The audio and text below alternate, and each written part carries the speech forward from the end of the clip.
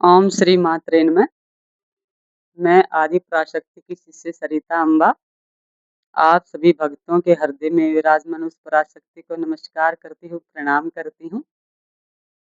आज हम चर्चा करेंगे सावन माह की और भोले बाबा की। भोले बाबा को प्रसन्न कैसे किया जाए, उन पे जल अभिषेक कैसे किया जाए कि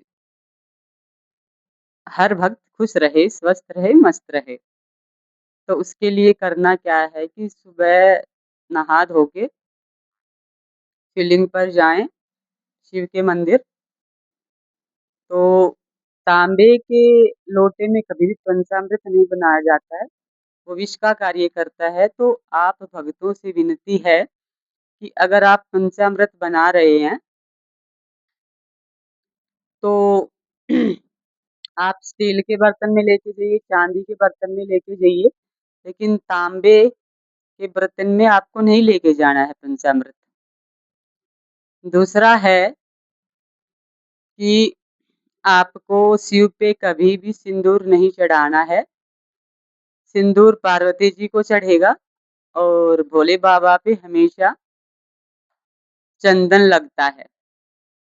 वो श्वेत चंदन होता है ना, वो ज्यादा प्रसन्न होते हैं। पीला भी ले लो आप। आपको अगर लाल पसंद है तो लाल कलर का, लेकिन चंदन होना चाहिए। और पहले गणेश को नहलाइए, उसके बाद नंदी हो गए, कार्तिकेय जी हो गए, पार्वती जी हो गई, सब सबके बाद भोले बाबा का नंबर आता है। तो आप पहले गणेश से स्टार्ट कीजिए। आप जल चढ़ा रहे हैं तब भी, और कुछ नैवेद्य चढ़ा रहे हैं, जैसे कि आप कुछ मीठा लेके गए तो वो भी उनके ऊपर ही चढ़ाना पड़ेगा पहले, उसके बाद भोले पे चढ़ेगा। और आप अक्षत चढ़ा सकते हो, चावल शिव पे, और काले तिल चढ़ा सकते हो शरीर के लिए कि स्वास्थ्य सही रहे आपका। काले तिल और शहद मिला के चढ़ा सकते हो आप। इससे आपके घर में सुख शांति बनी रहेगी और पैसे की तंगी कम रहेगी। और क्या कर सकते हो आप, अगर कोई आपकी मनोकामना है, आपको 21 दिन जाना है, या फिर आपने बोला है कि भोले बाबा मैं इतने दिन आऊँगा, तो उस टाइम आप सोमवार के सोमवार अर्जी लगा के, वो मनोकामना के लिए है। तो अर्जी का मतलब होता है कि मैं 5 दिन या 7 दिन या 11 दिन लगातार आपके दरबार पे आऊँगा, मेरे ये कार्य पूर्ण कर दो।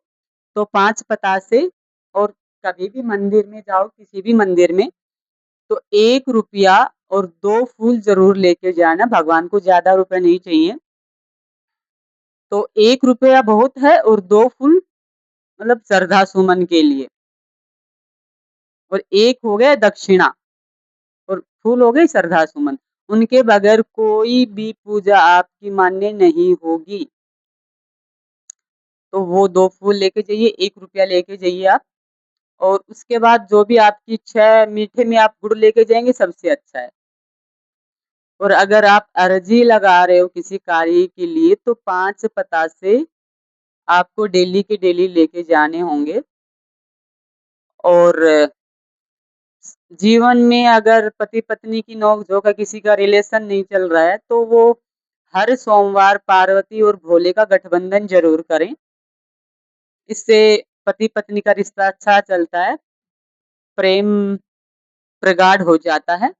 और बोलें कि हे माँ, क्योंकि पार्वती जी कहेंगी ना तो भोलेनाथ वही करेंगे, क्योंकि वो शक्ति है ना, शक्ति के बगैर शिव भी कुछ नहीं कर सकते। तो पार्वती जी से बोले कि हे माँ, जो भी आपकी कोई मनोकामना है उसके लिए बोलिए कि माँ आप हमारा ये कर दो, आप कहोगे तो भोलेनाथ मना नहीं करेंगे। तो अर्जी के लिए 5 पतासे, और अक्षत चढ़ाइए, उनको तिलक करिए।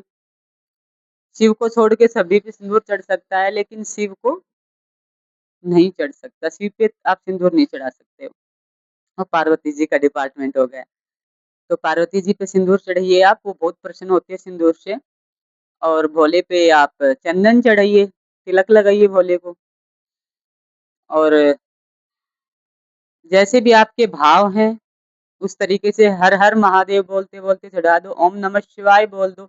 ओम नमः शिवाय का मतलब ये नहीं कि आपने ओम नमः शिवाय बोल दिया, ये कोई मंत्र है, ये बहुत बड़ा विज्ञान है और ये आप लोगों की समझ से बाहर है, लेकिन आपको बता देती हूँ पंच तत्व जो सृष्टि पे है ना, वो पंच तत्व हैं, जैसे इंसान में पंच तत्व है तो वो जी रहा है। पंच तत्व का शरीर किसी बड़े-बूढ़ी को कहते हुए सुना होगा आपने। इसी तरीके से पंच तत्व से रिलेटेड है ये, ओम नमः शिवाय।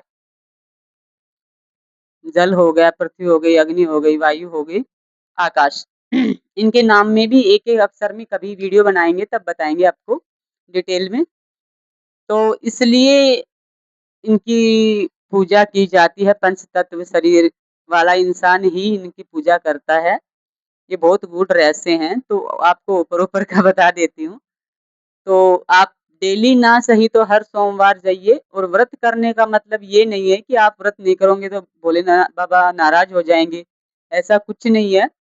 इन दिनों में व्रत करने से क्या होता है, एक तो इंसान में इतनी पावर नहीं होती इस टाइम पे कि खाना-पीना हज़म हो जाए, डाइजेस्ट सिस्टम थोड़ा वीक रहता है इस टाइम पे, तो इसलिए व्रतों की महिमा बताई है बड़े-बूढ़ों ने।